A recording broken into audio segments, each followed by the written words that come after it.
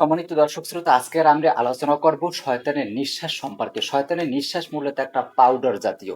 এর কোনো স্বাদ নাই এবং কোনো গন্ধ নাই। এখন কিন্তু কোরবানির সময়, ঈদের সময় বিভিন্ন চক্র, বিভিন্ন অপরাধীরা আপনাকে ফাঁদে ফেলে সর্বশান্ত করে সব লুটি নিয়ে যাবে। এই থেকে আপনি কিভাবে সতর্ক থাকবেন? মূলত কোনো ব্যক্তি যদি কাগজে ছোট অক্ষরে কোনো ঠিকানা বা মোবাইল নাম্বার লিখে যদি আপনার কাছে বলে যে এই নাম্বারটা বলেন তো, ঠিকানাটা বলেন তো, আপনি তার কাছ থেকে এড়িয়ে যাবেন, বলবেন না। আবার অনেকে মোবাইলের মাধ্যমে বলবে, আবার অনেকে হেলমেটের ভিতরে মানে লাগিয়ে থাকে। যদি আপনি বাইকে ওঠেন তাহলে এই থেকে বিরত থাকবেন, কারণ বাইকাররা হেলমেটের ভিতরে রাখে। অথবা ভিজিটিং কার্ড থেকে, মানে অপরিচিত লোক যদি আপনাকে বেশি প্রলোভন দেখা বা যে কোনো কিছু একটা দেখতে বলে, অবশ্যই অবশ্যই আপনি তা এড়িয়ে চলবেন।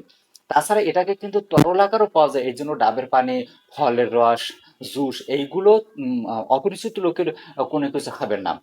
সবসময় আপনি মাস্ক পরিধান করে চলবেন, আর সবসময় সতর্কতা অবলম্বন করবেন। এটা শয়তানের নিঃশ্বাস হলো এই কারণে অপরাধীরা শয়তানের মতো কাজ করে। এই জন্য শয়তানের নিঃশ্বাস মানে আপনার নিঃশ্বাসের ভিতরে নেওয়া হয়।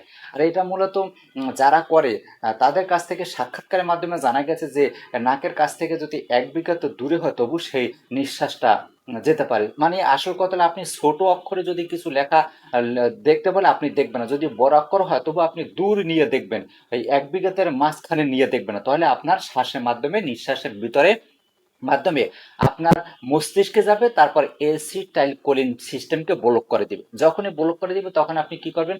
মাথা বার হয়ে যাবে, তারপরে মাথা ঘুরাবে, শরীর দুর্বল লাগবে, মুখ শুকিয়ে যাবে, চোখে ঝাপসা দেখবেন।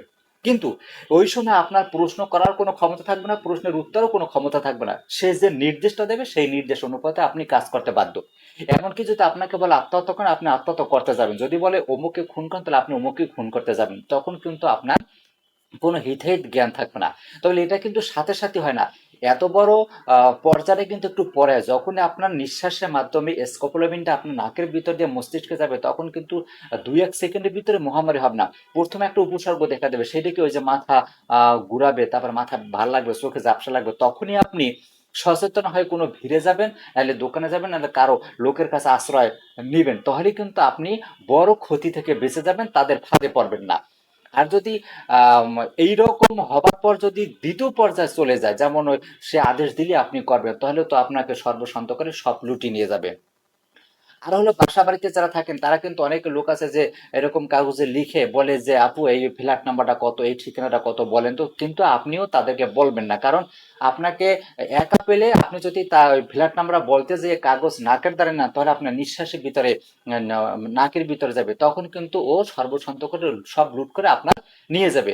আসল কথা হলো, অপরিচিত লোকের কোনো কাগজ পড়বেন না, কোনো মোবাইলে কিছু বলবেন না, তারপর কোনো দেওয়া কিছু খাবার খাবেন না।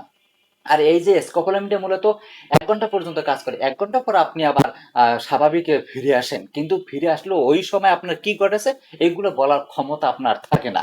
কারণ আপনার মস্তিষ্ক তখন প্রায় বিঘ্ন হয়ে যায়, বাধাগ্রস্ত হয়ে যায়, মানে কোনো কাজ করে না। আর ওই সময়ের যে ঘটনাগুলো ঘটছে, ওই ঘটনাগুলো আপনারও খেয়াল থাকে না।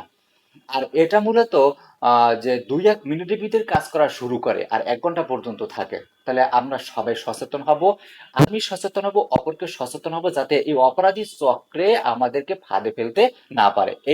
এই ছিল শয়তানের নিঃশ্বাস সম্পর্কে মূল তত্ত্ব। তাছাড়া কেন আবিষ্কার করা হয়েছিল, কি জন্য আবিষ্কার করা হয়েছিল, এ সম্পর্কে আমরা পরবর্তী ভিডিওতে দিব, ওইখান থেকে আপনারা দেখে নেবেন। ভিডিওটি ভালো লাগলে লাইক দেবেন, কমেন্ট করবেন। সকলকে ধন্যবাদ জানিয়ে শেষ করছি। আল্লাহ হাফেজ।